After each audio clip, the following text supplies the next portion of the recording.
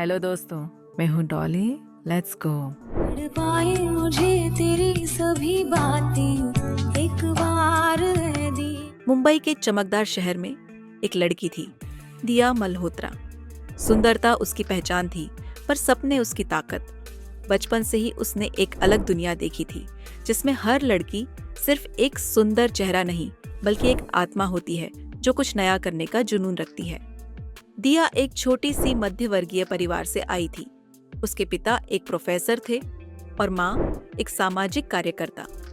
माँ से उसने सीखा था कि जिंदगी सिर्फ अपनी खुशी के लिए नहीं, बल्कि दूसरों की मदद करने के लिए भी होती है। स्कूल के दिनों से ही उसको अभिनय और प्रकृति दोनों का शौक था। जब भी वह अपने घर के छोटे से बगीचे में बैठती, उसको लगता जैसे यह सबसे प्यारी जगह है। उसके पिता कहते, जो इंसान प्रकृति से प्यार करता है वह कभी अकेला नहीं होता। एक दिन कॉलेज की एक प्रतियोगिता ने उसकी जिंदगी बदल दी। मिस यूथ इंडिया का मुकाबला था। दोस्तों की जिद पर उसने नाम लिखा। उसकी खुद पर भरोसा कम था, पर माँ ने उसको एक सरल बात कही, सुंदरता सिर्फ चेहरे पर नहीं, सोच में भी होती है। दिया ने अपनी माँ की बात मानकर पूरी मेहनत की और जीत भी गई। जीत का सिलसिला यही नहीं रुका। कुछ सालों बाद उसने मिस एशिया पैसिफिक का ताज जीतकर देश का नाम रोशन किया। अब बॉलीवुड की दुनिया उसके लिए खुल चुकी थी।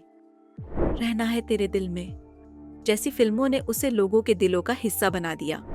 पर ग्लैमर की दुनिया जितनी चमकदार दिखती है, अंदर से उतनी ही कठिन होती है।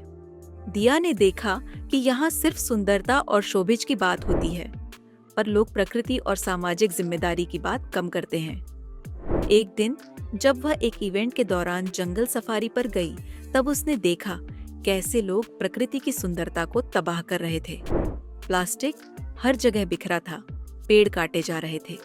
उस दिन उसके अंदर का इंसान जाग गया। उसने सोचा, मुझे सिर्फ एक हीरोइन नहीं, एक बदलाव लाने वाली बनना है। उसने अपनी प्रोडक्शन कंपनी शुरू की, बॉर्न फ्री एंटरटेनमेंट, जिसमें सामाजिक मुद्दों पर आधारित फिल्में बनाई गई। सिर्फ इतना ही नहीं, उसने संयुक्त राष्ट्र पर्यावरण सद्भावना राजदूत बनकर दुनिया को बताया कि प्रकृति का संरक्षण कितना जरूरी है।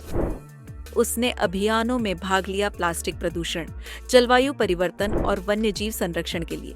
लेकिन जिंदगी सिर्फ काम तक सीमित नहीं होती। दिया की व्यक्तिगत जिंदगी भी उतनी ही रोचक थी। उसने प्यार भी किया, दिल भी तोड़ा और एक नए सफर की शुरुआत भी की। जब उसने वैभव रेखी से शादी की और एक प्यारी सी बेटी समायरा को जन्म दिया, तब उसकी दुनिया और भी रंगीन हो गई। अब वह सिर्फ एक अभिनेत्री नहीं, एक माँ भी थी, जो अपनी बेटी को एक बेहतर दुनिया देना चाहती थी। एक दिन उसने एक छोटी लड़की को देखा, जो कचरे के ढेर से एक मासूम पक्षी को उठाकर उसका इलाज कर रही थी। दिया उस लड़की से मिली और पूछा, तुम्हें किसने सिखाया कि प्रकृति की मदद करनी चाहिए?